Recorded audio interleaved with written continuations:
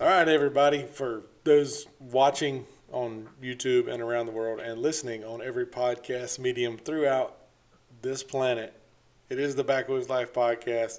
I'm Michael Lee. I have the Lone Ranger missing in action man, Kevin Knighton, back live here. Hey, buddy. Hey, man. Michael, let me be a part of this thing again. Well, what happened was I was bad about doing these things. I kept forgetting about doing them.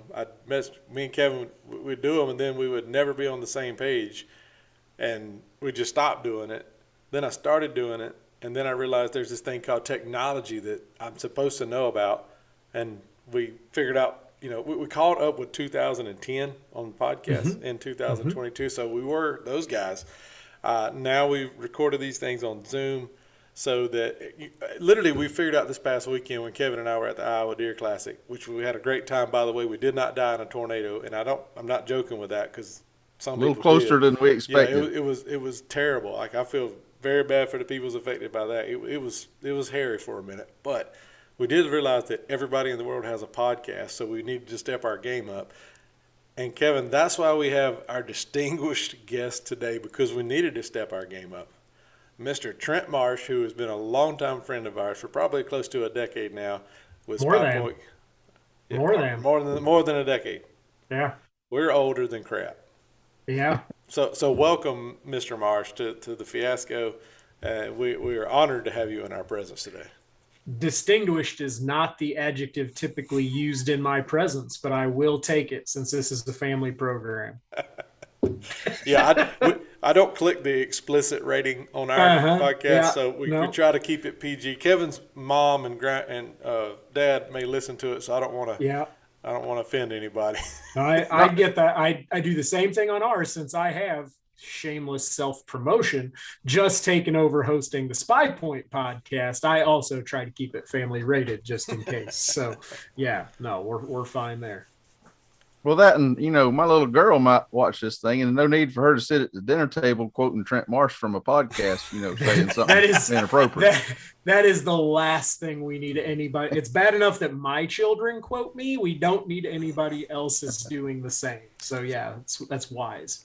I can only imagine what Trent's kids' first words were. I can only imagine. It wasn't their first, but they are verbose.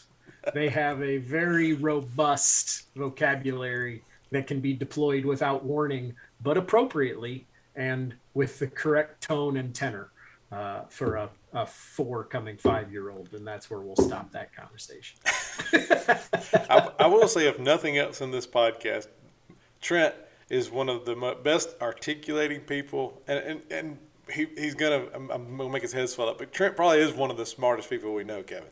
Like he really is. He's an intelligent dude. He educates himself to the nth degree on whatever he's involved with. So he is a plethora of information. And see, I've already started talking like him. Especially when it comes to using words of the English language. Trent knows way more about putting that puzzle together than most of the planet.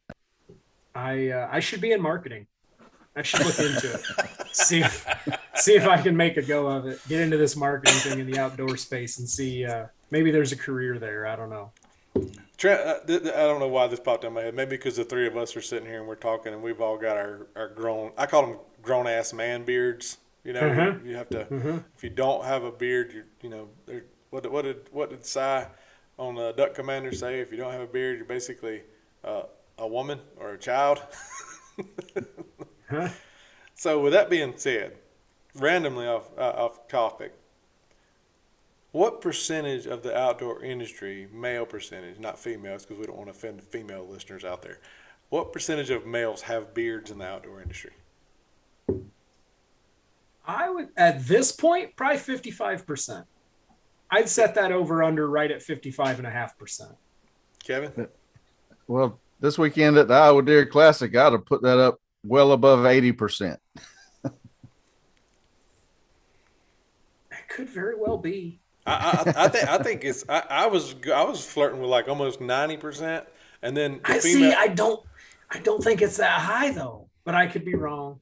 Maybe it's a geographical location thing and what trade show you're at. That might be more accurate. That could, I mean, ATA, I don't think we saw 90% beard That's coverage. True. It's a little more. I agree. But Iowa, we saw 95%. That could very well be. Well, and the other thing too, you know, since we already established the fact that we are well older than dirt and that we can go back into the Wayback Files, you know, I want to be on record as saying that I was bearded and the three of us were bearded long before, you know, there was quite the clamor that there is now. So I think it's safe to say that the three of us are trendsetters and that the rest of the industry is just trying to catch up with us. Well, I don't know. I have to a little bit slide myself out of that category because you could grow a beard, you know, like a Viking, whereas Michael had to encourage me to grow a beard because me and Luke Combs had to work together to grow a full one because it's pretty thin on the sides. A little patchy, yeah. It happened. I'm overdue for a trim at the moment, and I've been trying to keep it a little tighter here lately anyway, because you don't even need the high-res cameras to see all that gray creeping in that general vicinity. And that I don't want to talk about that. That just makes me feel bad. So I don't want to talk about that. Yeah. I didn't notice actually how much gray, Michael, you were getting in yours until we played a video from about 3 or 4 years ago this weekend and saw how red it used to be. I'll tell you right now, redheads go gray and white faster than anybody on the planet. That's almost a proven fact scientifically. With that being said as well, if you're listening to this and you have red hair and you have a red beard, when your beard gets really, really dark red, you're on the, you better, it's over. It's up. About to go gray. You're about to go right over the top. It's fixing to go south. But I will say this, and this is for anybody listening. The chicks dig this shit right here. The salt and what do you call it? It's call salt and pepper when I have it. What is yours chili pepper and salt? It's sugar and spice, Trent. Sugar and spice. That seems legit. Yeah. That seems legit.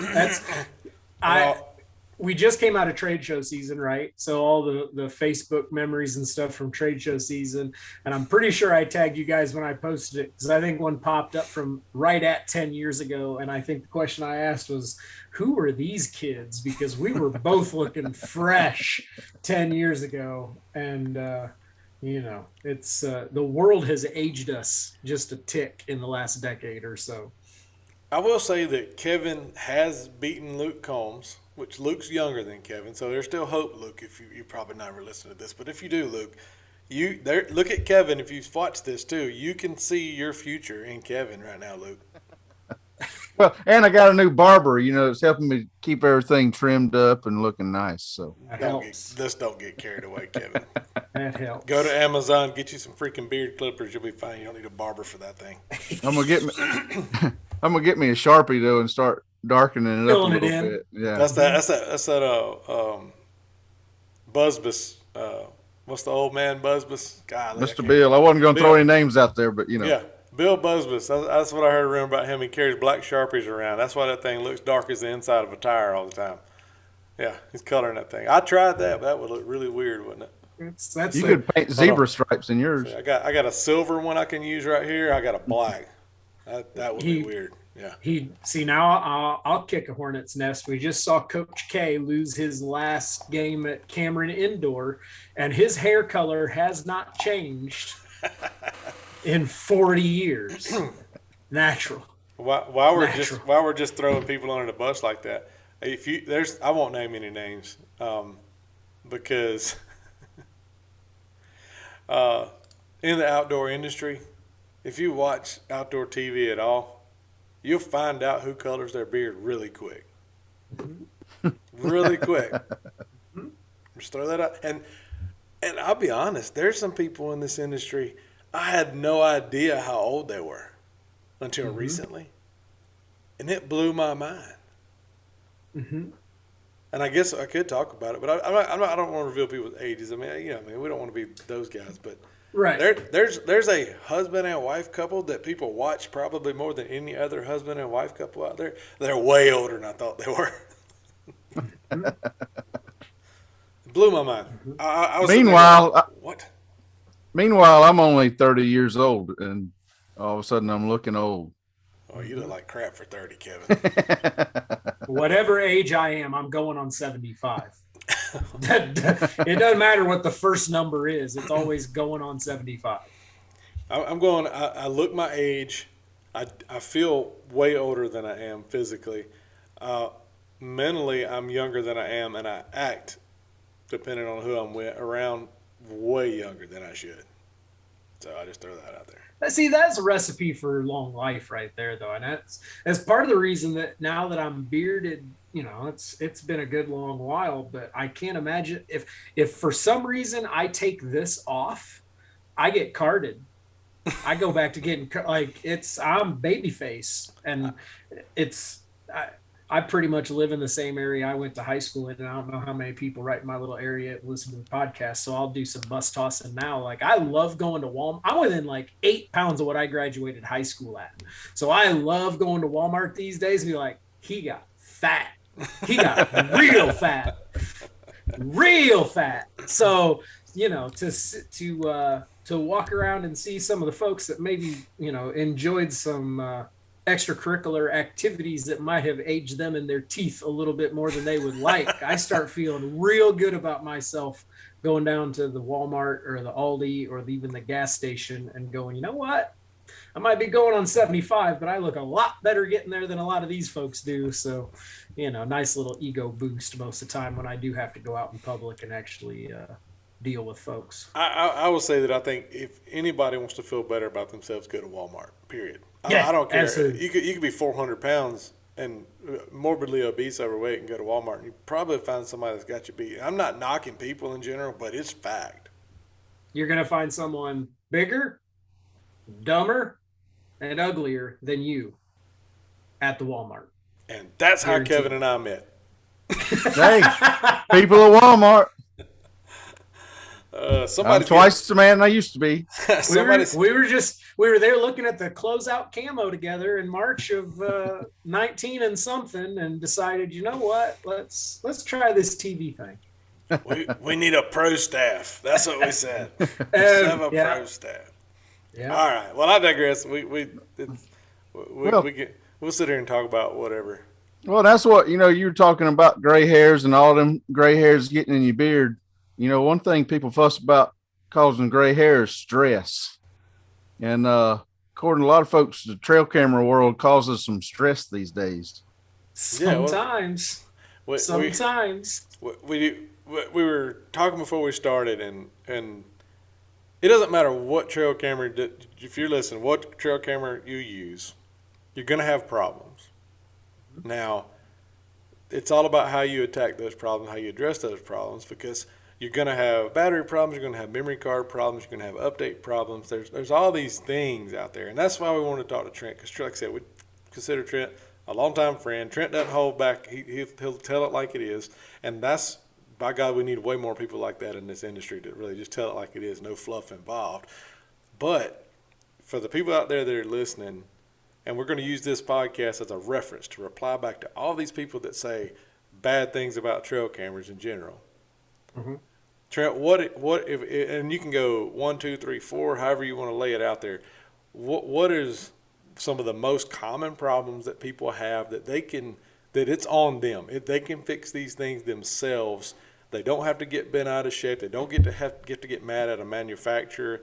They don't have to destroy customer service lines calling over and over and over.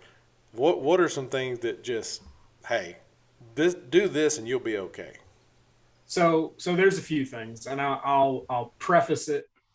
I'll get some people to stop listening to the answers right off the bat just to reframe it a little bit, because there's a few things to keep in mind. And the first one is we're asking a lot, specifically of cellular trail cameras. We are asking a lot of a cellular trail camera. We are essentially taking your phone and we are strapping it to a tree and expecting it to just work 365 days a year. My phone that I baby and carry around with me has to get restarted and updated and all kinds of other things. So just think about the functionality of what a cellular trail camera is doing and how is it different than your phone. It is taking pictures and it is sending them via the cellular network. And that is no small feat. The simplest flowchart for self-help troubleshooting, and I'm going to talk from SPYPOINT standpoint, but in truth, it doesn't matter who you're using. This is a good place to start for your cellular trail cameras specifically, but even your non-cells, because the first thing I'm going to talk about is the firmware. Your non-cell cameras have firmware too.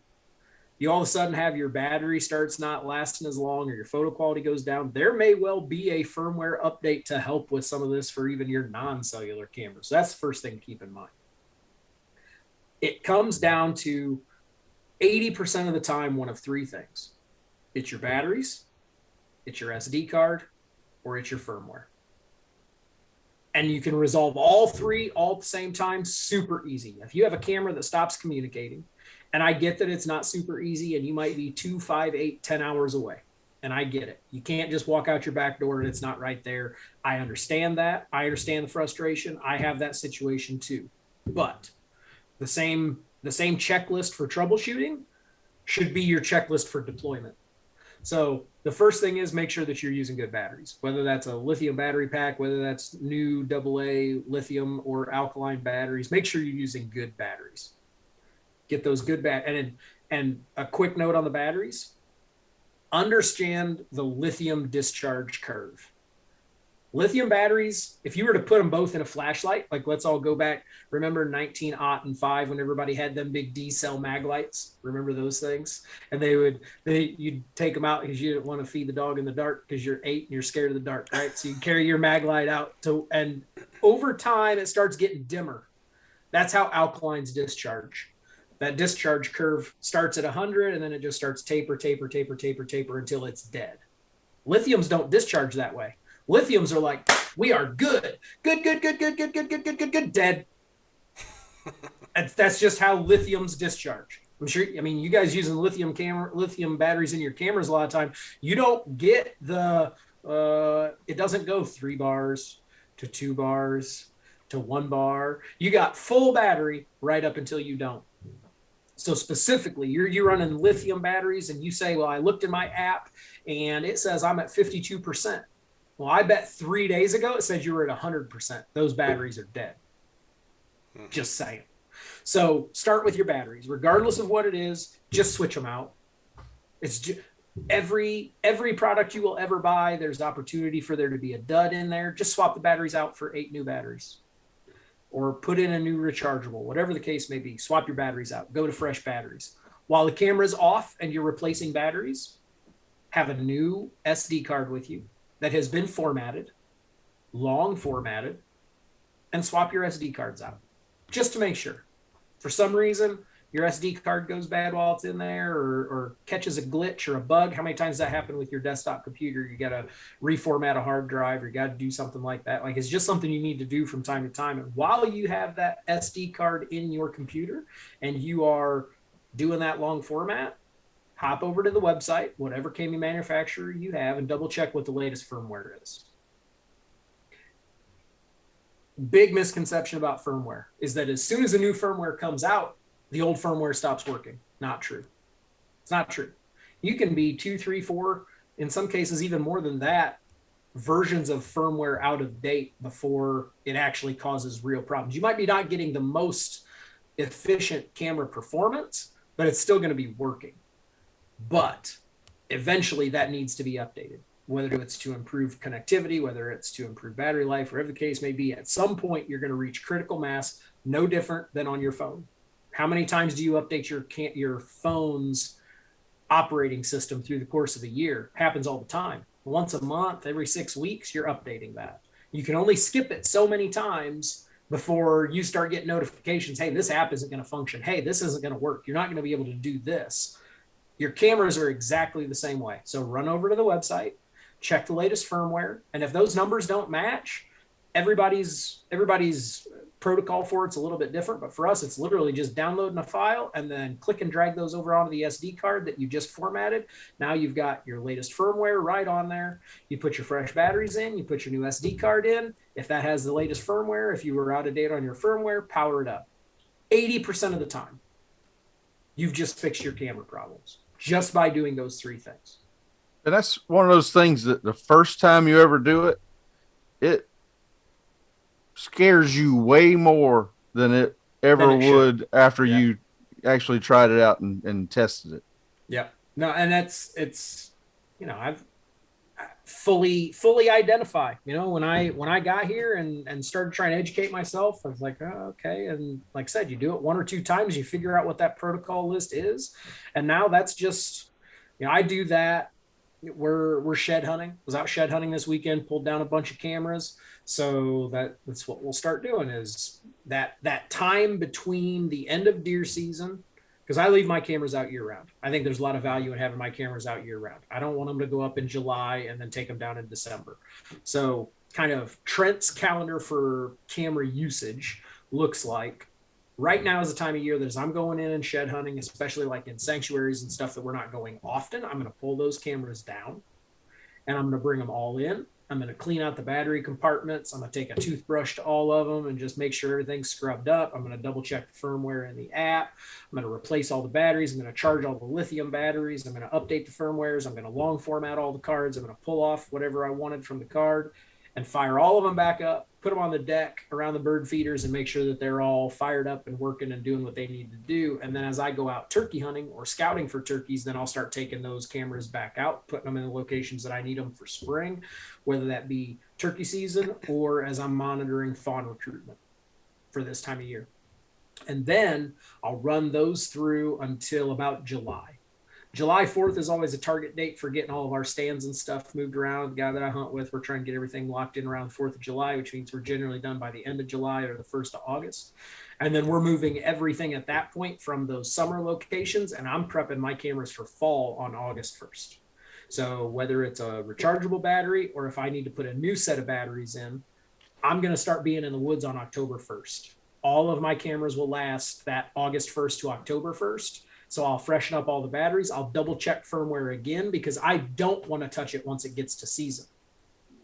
So, the old saying, an ounce of prevention is worth a pound of cure.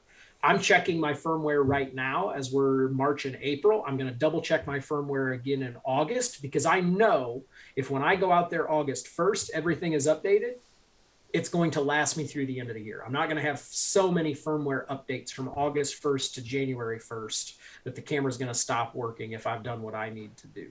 And by then I'm in the woods. So if I have to change batteries or something like that through the course of the deer season, that's fine. But I can throw some batteries in my pack and not worry about it. I don't have to mess with firmware or anything like that. So, like I said, that's not just a SPYPOINT protocol. That's anybody's protocol. And you can run into a situation where, you buy camera brand X and they work fine for a little while and then they stop communicating and you're not doing this stuff, but well, these cameras are trash and I switched over to somebody else and man, these are working fine. Well, guess what? At some point you're going to get to the same. You can only not update them for so long. You can only I talked to a guy that he had used SPYPOINT for a good long while and was on Facebook and was talking about how great they were and loved them. And then one day it just switched. And all of a sudden, these are junk, don't work, customer service this. And I reached out and I'm like, everything was good. What happened? They stopped working. They won't work and got to helping him and looking at it. He had some firmware that was 2.5 years out of date. He had cameras that had worked on old firmware for 2.5 years. But then it was a SPYPOINT problem because he hadn't done his, go ahead and don't change the oil in your truck for 2.5 years. And then tell Ford that their truck is trash. And you've been driving it every day and got 200,000 miles on it. Right. Yeah. Have 600 apps on your phone and don't update your camera, your phone's operating system for 5 years and see how long your Apple or your Android product's going to keep working. Like there's just a certain amount of that if you the first thing is getting into a routine. If you get into the routine of clean it up, check it, if you're doing it every so often, but you leave your cameras out year round and that's great. And it's good strategy and it helps you be more in tune, but you still need to once or twice a year just have these dates in the calendar that it's housekeeping time and you make sure that all that stuff is updated. And it's not that there aren't dud cameras. It doesn't matter if it's laptops, TVs, 1% of every man-made product you're going to have issues with, but SPYPOINT's been the most popular cellular trail camera brand over the last, 3, 4, 5 years for a reason. We got way more SPYPOINT cameras out in the woods than anyone else. So there's more people that have had problems because there's way more people that are happy with them than any other brand out there. Because, my first day on the job was launching that Link Micro, and you talk about a fun first day, like flipping a whole segment of the industry on its ear with a cell camera that retailed at $149. And now you've seen everybody else chasing to try to get to that area. We already kind of cornered that market. There's a lot of people using SPYPOINT that weren't using cellular trail cameras before that, but a lot of people using cellular trail cameras that hadn't used cellular trail cameras before. And there's a learning curve that goes along with that, just like there is going from a recurve to a compound bow, just like there is going from iron sights to using a rifle scope. Like, it doesn't matter what the technology is. If you aren't approaching that technology with the thought in mind of learning how to get the most out of that technology, you're setting yourself up for failure.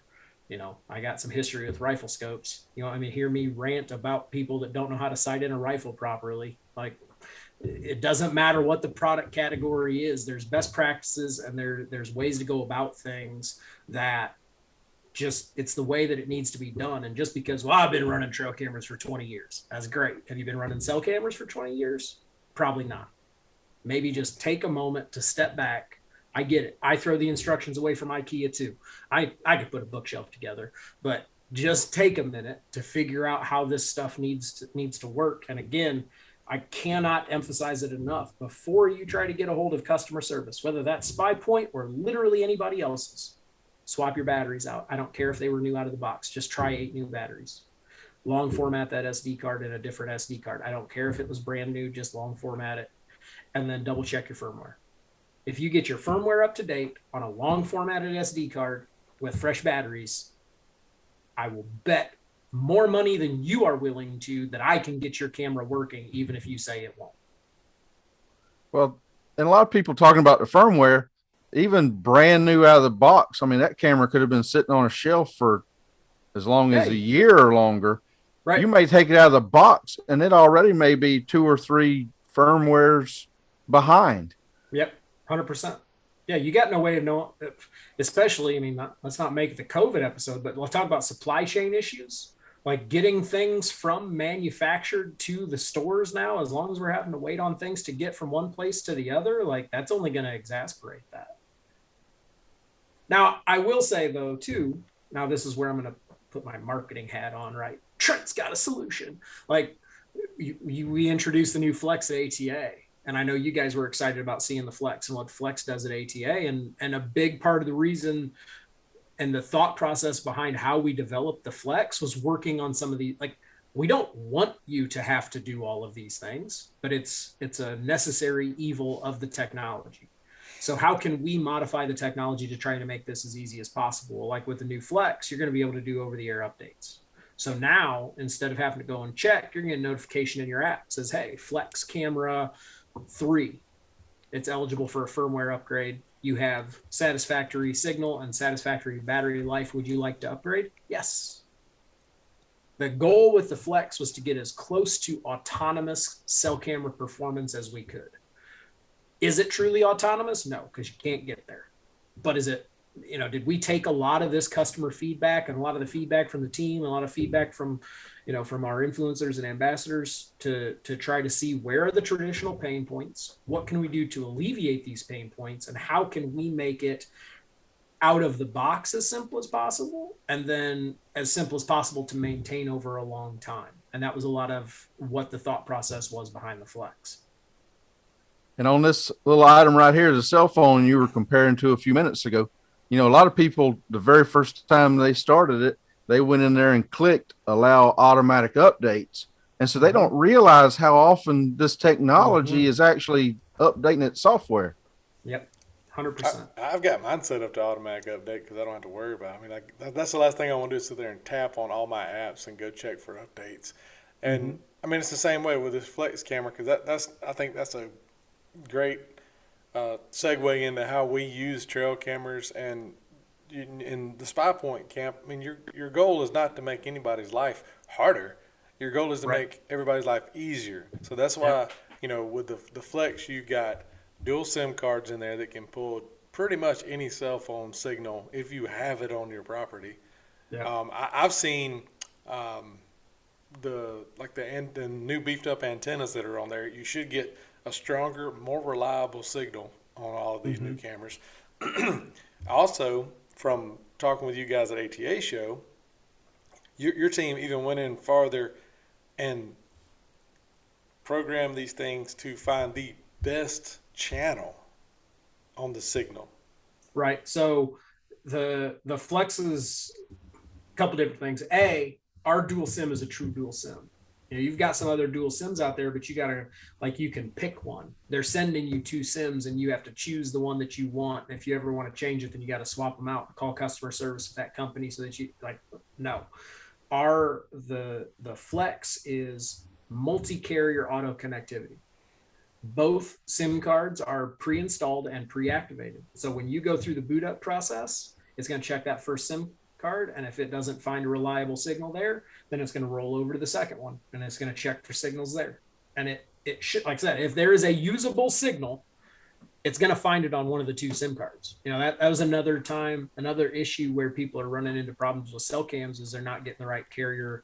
If you don't have the best carrier model for your area, then that makes it really tough. But we wanted to take that out of the equation with the Flex. Just go buy a Flex. If there is a usable signal, it's going to find it. And then that new antenna has been tuned and calibrated specifically to the setup of the Flex. It wasn't just bolt antenna A onto camera B and ready to go. Like, we went through the process of making sure that it was tuned properly to that camera to make sure we're getting the absolute maximum out of that antenna and out of that camera. And at the end of the day, that you're improving upon all these things. I think a lot of people too, they see a cell camera in a store, no matter whatever brand it is, and they just think, I've always wanted a cell camera. I want to try these things out.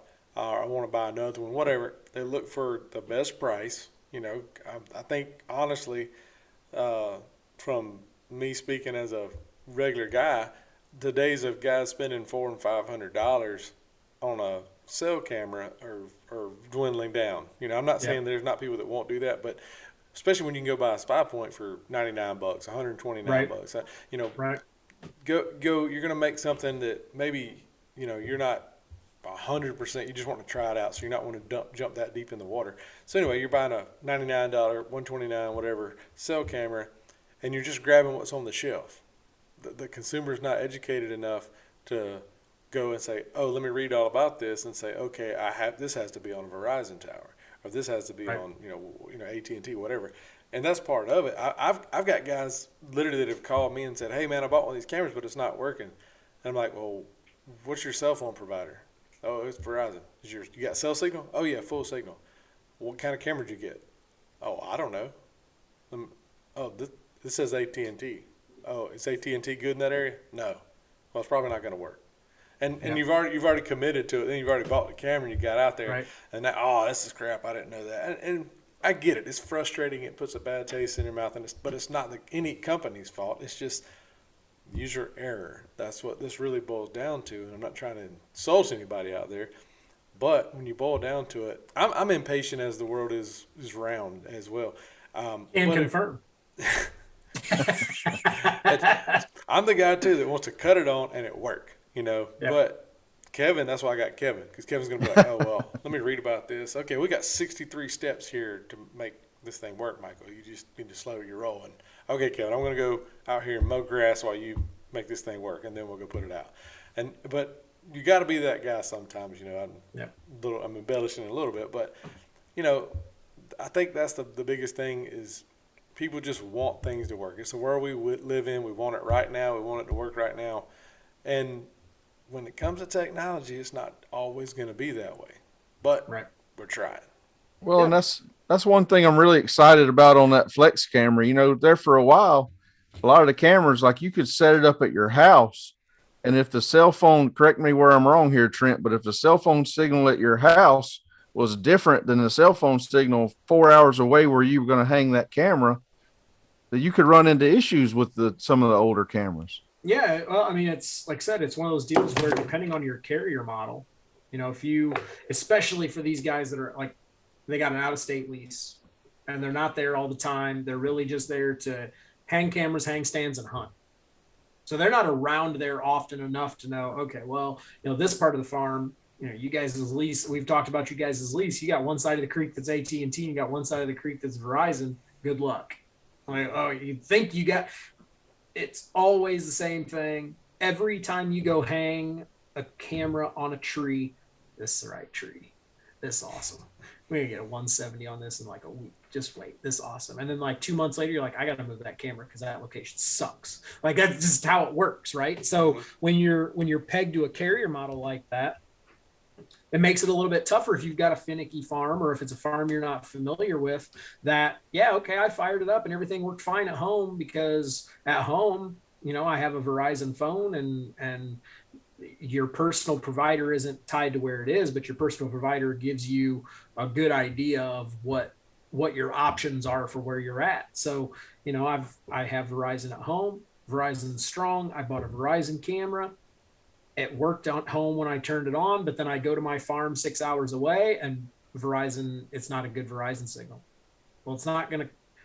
Cameras in the past, you had to choose that carrier model. You had to choose that SIM card. You didn't have the flexibility, wink, wink, of the Flex to be able to say, nope, we moved it here, and now AT&T is a better signal. So let's just fire it up and grab that AT&T signal. It really, there's a lot to be excited about for the Flex. I'm in marketing and I like my job in marketing, but I don't want to have to work harder at my job than I absolutely have to. And the Flex makes my job really easy because what do you want to talk about with the Flex? Because I'm excited to tell you what it does, just about every facet of that camera, because everything, like it or not, doesn't matter what product we're talking about. Marketing people are trying to maximize the positives and minimize the negatives. And we're always, well, let's talk about this, but let's maybe not talk as much about that. There is nothing that I don't want to talk about with the Flex. You want to talk about image quality? It's 33 megapixels. You want to talk about video? Yeah, it's 1080p with sound and it's going to be transmitted to your app. You want to talk about carriers? Great. It's the only dual SIM setup like it in hunting trail cameras. Nobody else has a setup like this. Nobody is making it easy. Like, what do you want to talk about with the Flex? Because I'm excited to talk about it. This is your challenge.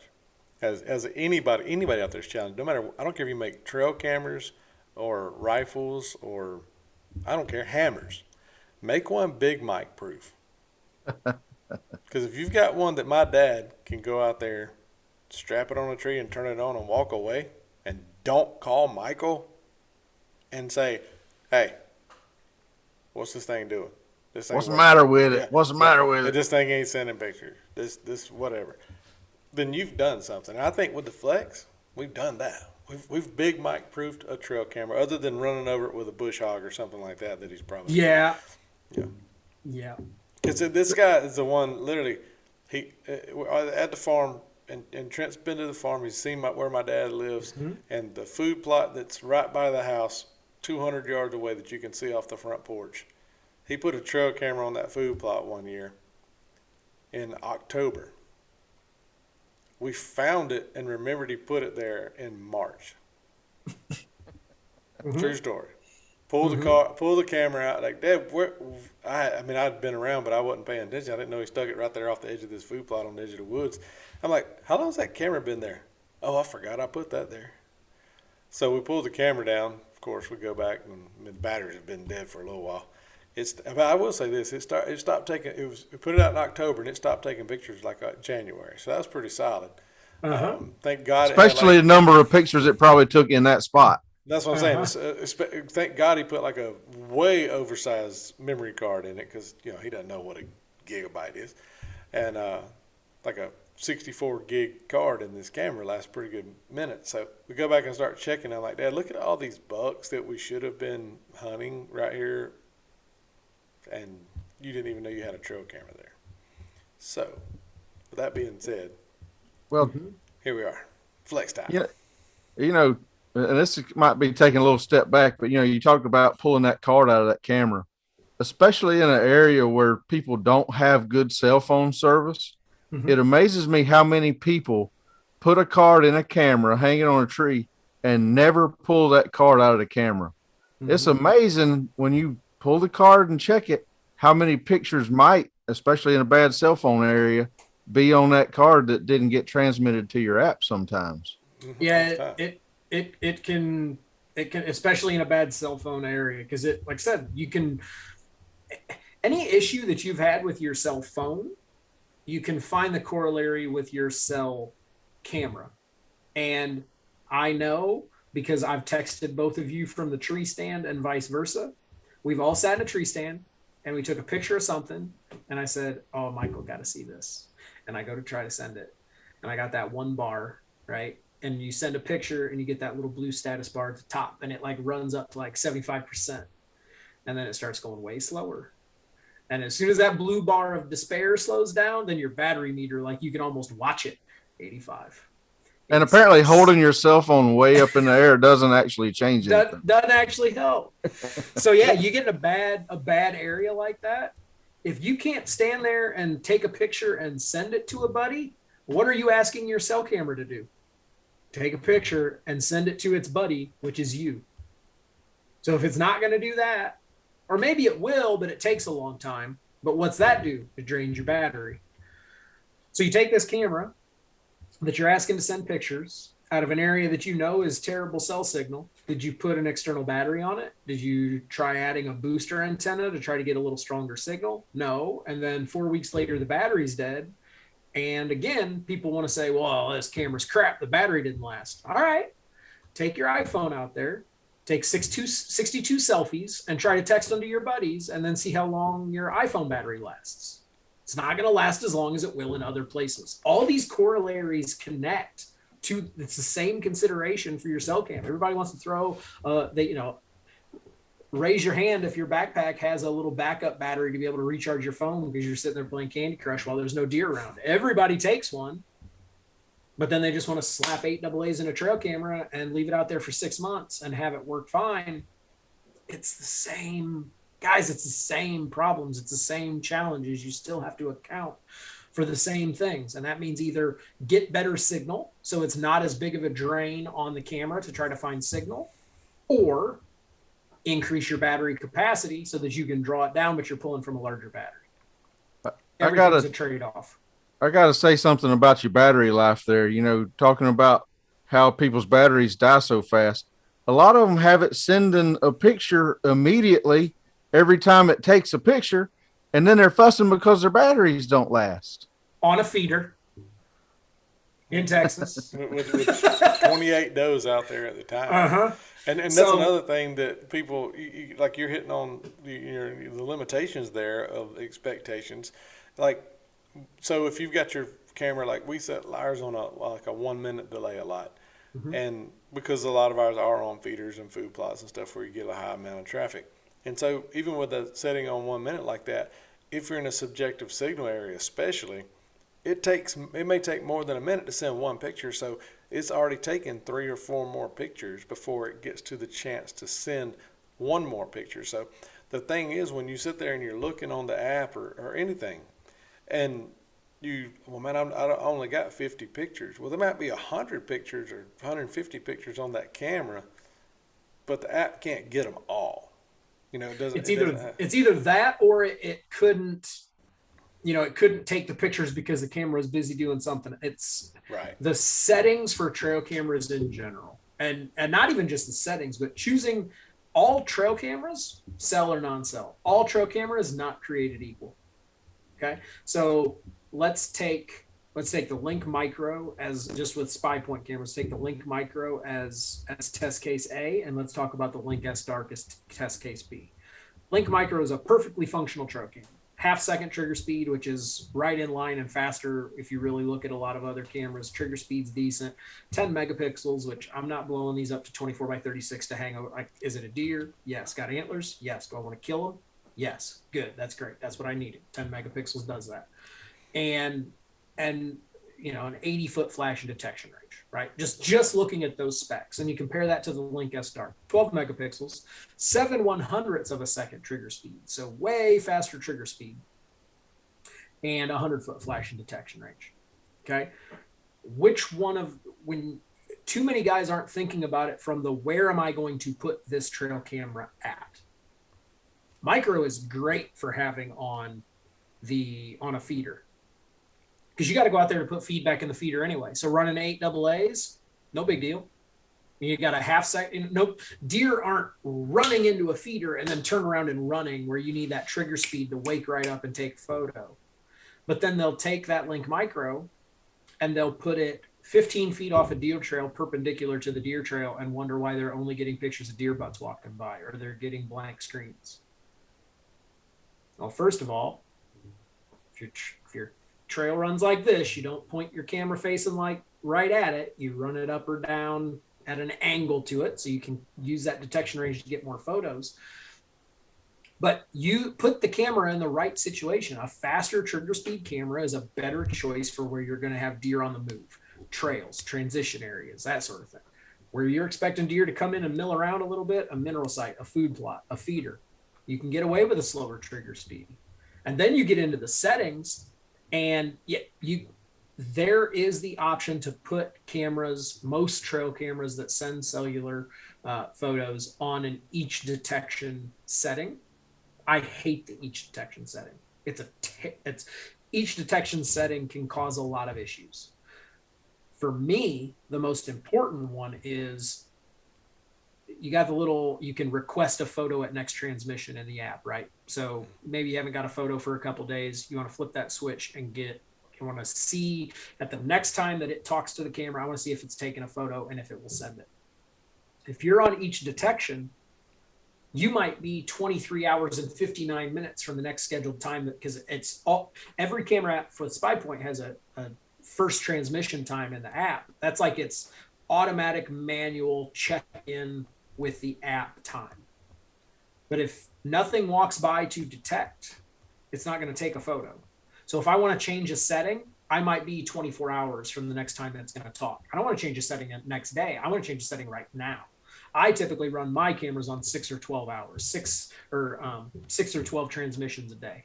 Where this time of year, I'm going to put it on 6, and then about August 1st, August 15th, velvet starts coming off, really start seeing what I'm on, really want to have a better pattern down. I want those photos to come in every 2 hours. So I'm going to get 12 transmissions a day.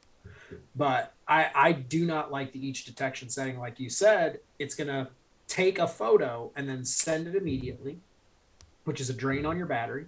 And especially, like I said, this time of year, a great tool for turkey hunting, but how long turkeys going and mill around a feeder? And you've got it on a instant delay. You're not running a 1-minute delay. You've got it taking or sending the photos instantaneously, and you've got it on a 2-shot burst. Photo, send. Photo, send. Photo, send. And it's doing that for the 96 minutes that those turkeys are milling around at that feeder.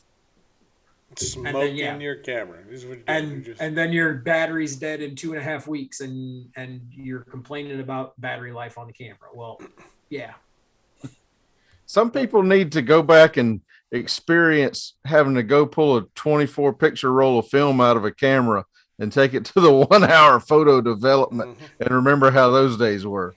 Those same people need to realize there was a day that we didn't have cell phones too, because they've never lived without it. So, But speaking of all that we just mentioned, trail cameras are probably, I would hope in most people's world, they're one of the most used tools for success, other than having a good gun or a good bow, comfortable tree stand, things like that.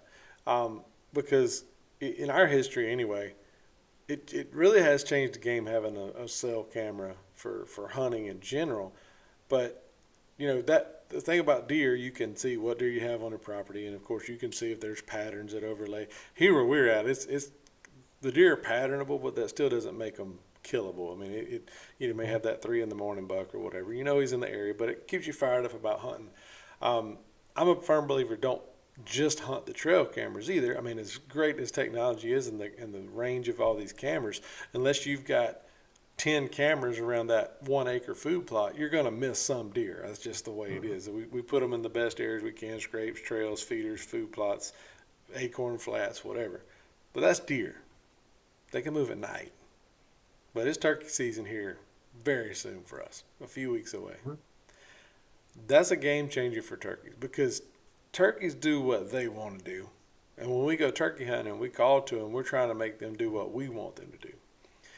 And we've always been firm believers of, if you're where a turkey wants to go, you're the best turkey caller in the woods.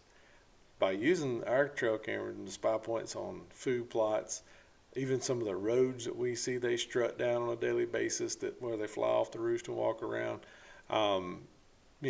areas that they come and they're scratching in, oak flats, pine hills, whatever the case may be, it's put us at the right place at the right time a lot, especially after they come off the roost.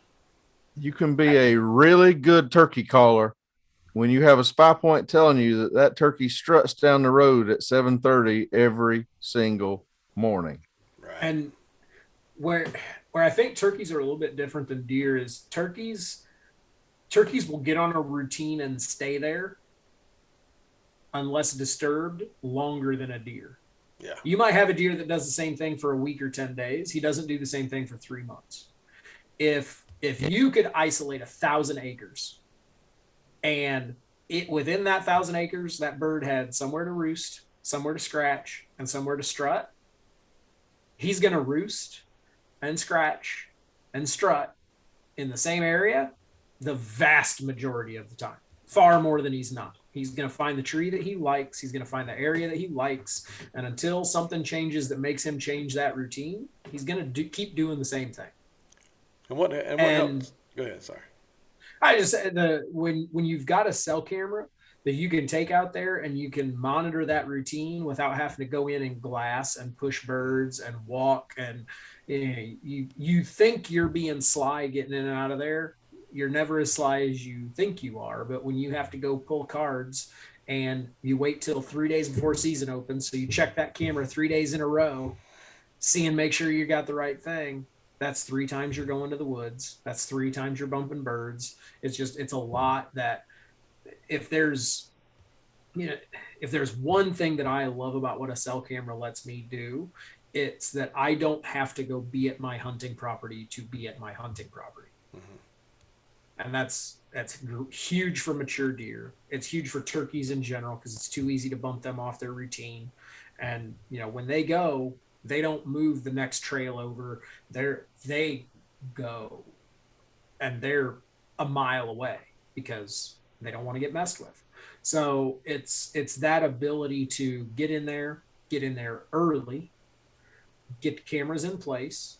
And especially if it's a place you've hunted, like sometimes not having them on camera is almost as good as having them on camera. If you are familiar with the farm or the birds at all, where deer, that's not the case. If you don't have deer on camera, who knows? But you can narrow down where a turkey might want to be a lot easier, I think, most often than you can deer. So even when you don't have birds on camera, you know where that camera probably should be. And unlike deer, you show up first thing in the morning and you throw a couple crow calls out there or a hoot owl out there, you don't know how close your guess was anyway. And you can pivot and adjust really quickly. So those cell cams really let you stay out of an area a lot better than otherwise. And that's the thing, I think, from our standpoint, it helps you be more successful because it, like you said, it helps you not mess up some. Because if you've got a turkey on camera at, an hour before dark every day, you don't need to be in there. We know where he's going to be. He's going to be roosted right there. So you, like you said, either need to get in there really early when it's dark, or you don't go in that area from that way. Right. Because on our property we've got a couple different ways we can get to some places. So instead of taking this road that, hey, we may walk right under this bird on the roost or really, really close, and if we're fudging on daylight just a hair, he can get us. We can slip around, get in front of him. He never know we're in the world, and when he flies down and does his thing, boom, we're set up. We got the decoys out, and he comes right on in because, oh, somebody's in my bedroom now, and they weren't there yesterday. Right. Makes it a lot easier. Well, and that's talking about that on the place we hunt here in Florida. You know, youth season starts this coming Saturday. And right now, all of my pictures look like the turkeys are coming right down the road that we normally would walk in. So they're roosting somewhere right over that road. So we're looking at ways to come in from the backside to get in the blind to be sitting there without walking under birds. And that's the same thing. Like I got a piece of property here by the house that I just got for turkey hunting. And I don't have any longbeards on camera right now, but I've got a ton of jakes and a big group of hens, which they're still kind of grouped up, which is a little bit surprising for right now.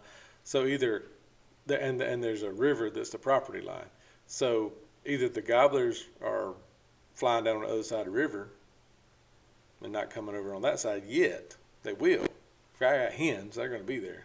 You got a bunch of girls over there. He's going to be there eventually. But otherwise, you know, if I haven't had my cameras out to see what's over there, I could be sitting over there and go ahead and, you know, be set up somewhere waiting on daylight and then realize, oh, these are jakes that's been in here every day. You know, because you see where they're scratching around in the pine straw and everything, walking up and down these roads. All right, and I'm nothing wrong with shooting a jake if that's what you want to do, but I mean, I'd rather not if I don't have to. But now I can go in there and I need to know, okay, I don't need to go sit down on the sign and be patient like I do when I can sit down and listen for one gobble. Because, see, now I know if I sit there until 10 o'clock, that's just been jakes coming in there. There haven't been a longbeard in there yet. So now I can figure out another approach. So it's just the more information you have to go on through cell cameras telling you a little fraction of the story, you've already got a guess to where to be in the game. You kind of touched on the edge of something there, and you know, talked to a lot of guys about their trail cameras, and they hear where I work and what I do, and they want to share trail camera photos, or you know, we talk about trail camera strategy, and the number of guys that get frustrated when they don't have bucks on camera by like August 1st. And we got one property, for instance, that I'm almost concerned if I do, because how often, I mean, it's happened to you guys, it's happened to me. You start hunting a ghost. You start hunting a deer that showed up on trail camera one time as he was passing through in late August, and you never see that deer again. You're clearly not in his bedroom, or you'd have had 400 photos of him, not one. But even those bucks that you've got cameras on their bedroom, like, especially here, I'm Northeast Indiana, and you don't have big pieces of property anymore. There aren't 5 and 6 and 800 acre tracts that you can hunt. You got 20 acres here and 65 over here and 15 acres there. No deer's living on that all the time. It's not big enough. And I start getting nervous when I have good, reliable summer photos of a buck, because he's not going to be there. But then I got another spot that last year, it was the earliest we had a buck on that property with any regularity. And he showed up for the second time the first week of August. And we never have, but there's 3 doe groups that use that as their core bedding area. So do you know what we have show up come November? Bucks. Don't see them all year. Knowing good and well that the guy hunting a half a section over watched that buck all year long, and he's thinking, yep, can't wait. Gun season gets here. I watched him all summer. He's not there in November. He's where the girls are. And the does don't move around nearly like the bucks. I'm way more excited as a hunter and as a trail camera guy when I get to August 1st, and I'm like, there's 3 mature does, there's 2 yearlings, and then there a couple of I got 3 or 4 reliable doe groups that are using a property. Awesome. Awesome. That 3rd week of October rolls around, I know where I'm going to be, and it's where those does are living, because they're not moving. They're not changing. And you see guys get frustrated with the lack of bucks on their trail cameras. And to me, especially if you've got a small piece to hunt, having no deer is bad.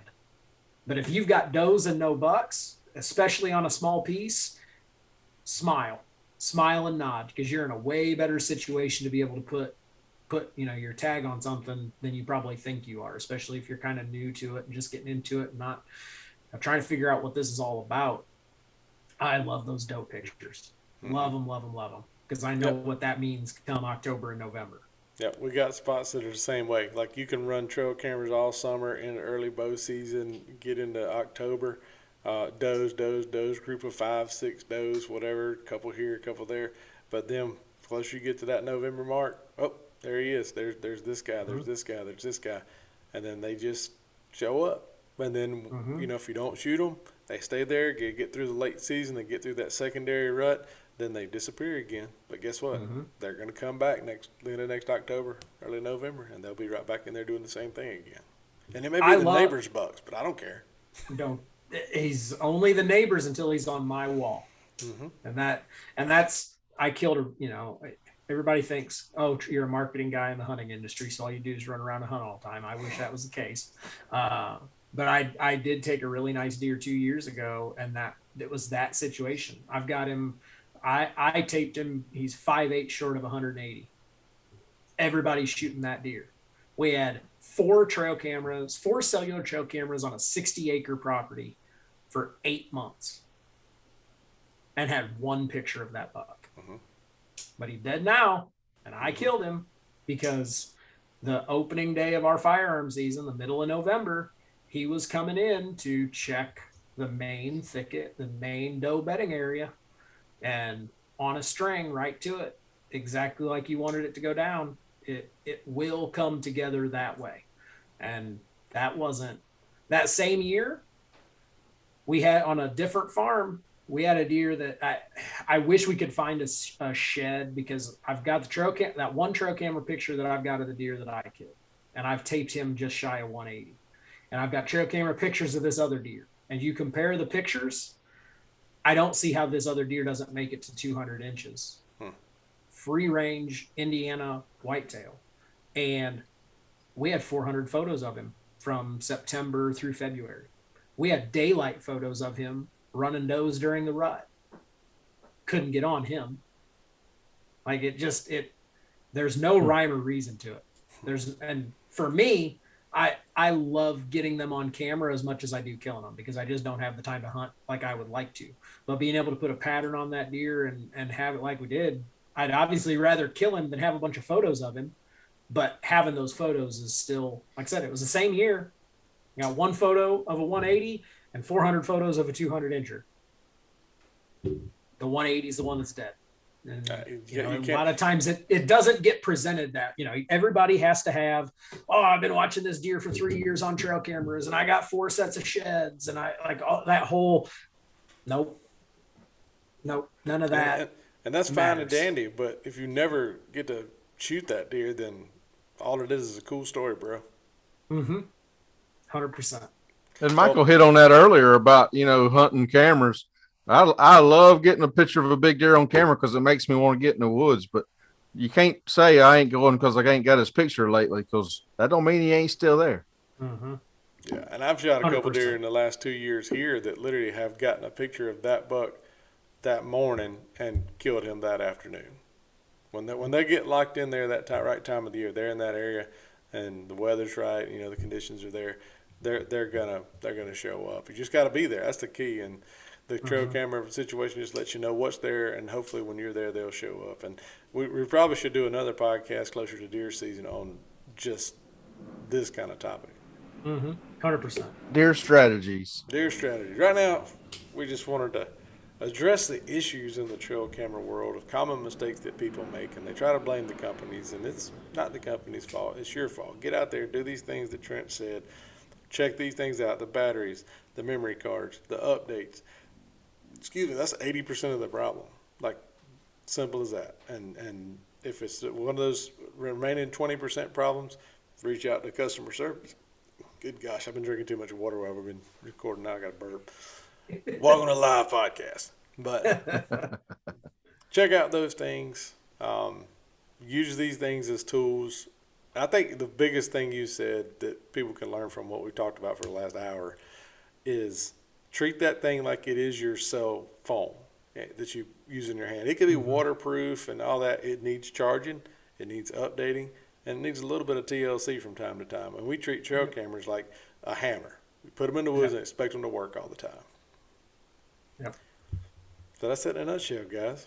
What y'all think? If you can't learn from listening to this podcast, maybe you should buy books instead. Appreciate you having me on, guys. And that, like I said, I'll say it again. Just, yes, obviously I'm with SPYPOINT, so those will all work for SPYPOINT. But if you don't use SPYPOINT, that's fine. But I don't want to see anybody bashing any other cellular trail camera brand that's out there because they're not doing their part. Do your part first. Yep. And whether you choose somebody else's brand or not, use them well and use them right. And those three things aren't SPYPOINT tips. That's cell cam tips in general. If you're doing those three things, you're gonna have a lot more success. And Michael said about a book, if only you guys would put a little book in the package that had a lot of this information in it, You know what, Kevin, I'm in marketing, but that's a really good idea. I think I'm gonna bring that up at our next meeting. These things there might be something there. These things that say instructions on it that's written on that we throw away with the package usually. First thing you do, throw that away and don't read it. That's what we do. So perfect. Well, but Trent, with all that being said, bud, thanks for coming on. What's the timeline on the Flex camera rollout for everybody that listens? Later this summer. We'll have them out in time for you to be able to get them in the woods for this year. Summer, everybody's still dealing with trying to figure out exact timelines of a little bit of everything, but we're pretty confident that come middle of summer, you'll be able to go to your sporting goods store of choice or the website and pick those up. And, to learn more about the Flex, obviously you can go to spypoint.com/flex. You can check out the rest of everything else at SPYPOINT. And of course, I'll self-plug us. We got Project SPYPOINT there, all of our blogs and podcasts and videos there as well. And Instagram and Twitter, you can find us at SPYPOINT Camera, and just search SPYPOINT on Facebook and you can find us there and keep up with the latest from us. And even if you're not getting pictures of big bucks on trail cameras, we'll share other people so you can live vicariously through them. Exactly. That's I do recommend everybody follow SPYPOINT on social media outlets. You can see all these updates. Trent and the team are great about putting out content, and from other people's picks to enjoy to tips and techniques and their podcasts and videos and everything. It's a huge resource for information out there, and we appreciate you being on, bud. Kevin, what you got to go? You got to go to your male dancing job down there in Florida, right? Ain't that what you got next day? Yeah, we've already seen that fail miserably right now, didn't we, Trent? Yeah, there's a reason Kevin's on the lunch shift. They don't know when we're recording this, but Kevin's going to be that lunch shift dancer. Yep, maybe breakfast. They may be moving up to that promotion. Yep. I've seen me without my shirt on. Nobody else needs to. Onlyfans.com/Kevin. Yeah. Look it up. I'm not looking that up. Never. Because if it ain't that Kevin, it's another, and I don't want to see either one of them. Good answer, Trent. Thanks for being on this week. All right, guys. Thanks, Hope the rest of the week goes great for you guys, and we'll catch up for deer season. We'll do this again probably later in the summer, and we'll nail it down on some true techniques to find those bucks and where to put your cameras and stuff. And always a pleasure, Trent. Sounds good. Appreciate it, guys. Thanks. See y'all.